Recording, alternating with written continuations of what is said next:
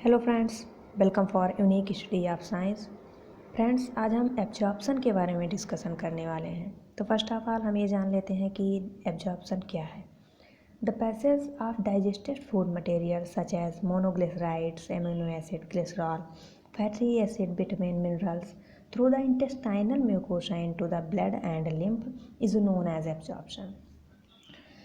Friends, human में per day लगभग 8 to 9 litre liquid का एब्जॉर्प्शन होता है, जिसमें 1.5 litre nutritive substances and 7.5 litre water, salt and vitamins होते हैं। बक्कल कैविटी, फेरिंक्स और एसोफेगस में कोई एब्जॉर्प्शन नहीं होता है।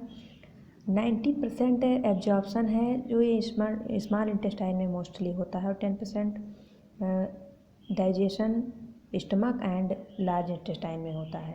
स्टमक में केवल water, alcohols and some salts and medicines का एब्जॉर्प्शन होता है, एंड लार्ज इंटेस्टाइन में सम वाटर्स, आयंस और विटामिन्स का एब्जॉर्प्शन होता है। ये फ्रेंड्स, ये बात हम आगे की वीडियो में ही जान चुके हैं, तो आगे की प्रोसेस के बारे में बात करते हैं। Such structurally meiotic are absorbed from intestine by 2 routes. First route blood route and second lymphatic route. तो हम पहले फर्स्ट रूट के बारे में बात कर लेते हैं, blood route. Substances such as monosaccharides, amino acid, glycerol, short chain of fatty acids up to 10 carbon number absorbed through blood routes because they are not water soluble। अब हम बात लिम्फेटिक रूट के बारे में कर लेते हैं। Substances such as long chain of fatty acid, unsaturated fat and phospholipids, cholesterol and primary absorbed up lymphatic route because they are fat soluble। Major absorption takes place in small intestine in the ileum.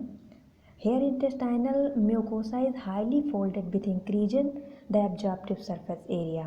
The absorptive surface area are increases by are present in a small papillated structure known as microvilli। जैसा कि friends हम ये anatomic structure में small intestine की बात कर चुके हैं। Each विलाइज contains several microvilli which further increases absorptive surface area। Each villi is supplied with blood capillaries and lymph vessels through which absorption of digested food material occurs।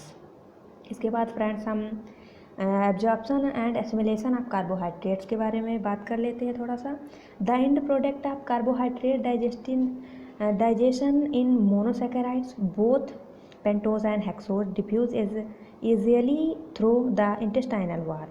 Several monosaccharides such as pentose, fructose are absorbed by passive diffusion, while glucose and galactose are absorbed by epithelial cell by active transport। Friends, अब हम बात कर लेते हैं absorption and assimilation of protein. The end product of protein digestion are amino acid is absorb directly into blood stream after a protein rich meal। The amount of amino acid in blood increases। Blood carries amino acid to the cell where they become part of a metabolic pool from which body protein are synthesized। Amino acid are not stored in the body but is taken up a large amount of those cells which are actively elongate in synthesis of protein। Protein are used for growth and repair, etc. The excess amount of amino acid converted into glucose and used for fuel for cells। During these conversions, amino acid or glucose are called as the aminification। तो friends, हमने यहाँ पे absorption of protein and vitamins की बात कर ली है। तो friends, यहाँ स्ट्रक्चरली आप देख सकते हैं इंटेस्टाइनल वॉल को। यहाँ पे न्यूट्रिएंट्स एब्जॉर्प्शन एंड यहाँ पे देख सकते हैं आप न्यूट्रिएंट एब्जॉर्प्शन यहाँ पे दिखाया गया है। ये यहाँ आप देख सकते हैं। यहाँ पे मसल लेयर्स दिखाई गई हैं डायग्राम में। यहाँ पे लर फोल्ड्स दिखाए गए। यही फ्रेंड्स ये जो बिलाइज दिखाई गई हैं, ये बिलाइज यहाँ पे छोटे छोटे स्ट्रक्चर यहाँ पे दिखाए गए हैं। और यहाँ पे ये आप देख सकते हैं, ये जो ब्लू कलर का आपको दिख रहा है, ये blood vessels with blood in route to the liver है। फ्रेंड्स, अगर हम डायग्रामेटिकली स्ट्रक्चर को देखें तो बहुत ही अच्छे से हमें इंटेस्टाइन वाल के पार्ट्स दिखाए गए हैं। यहाँ पे हम देख सकते हैं कि एब्जॉर्प्शन के लिए इंटेस्टाइन, स्मॉल इंटेस्टाइन की वाल कितनी अडेप्ट होती है, इसका सरफेस एरिया अवेलेबल होता है एब्जॉर्प्शन के लिए बहुत ही अच्छे से। फ्रेंड्स, यहाँ पे डायग्राम में एब्जॉर्प्शन ऑफ कार्बोहाइड्रेट भी देख सकते हैं। यहाँ पे बहुत ही अच्छे से इसको डिफाइन किया गया है। जैसे यहाँ पे पॉइंट्स दिए गए हैं, digestion food from alimentary canal to blood streams, monosaccharides absorb in small intestine, यहाँ पे ये पॉइंट। और उसके बाद दिए हैं sodium glucose transport protein in membrane help absorb glucose and galactose.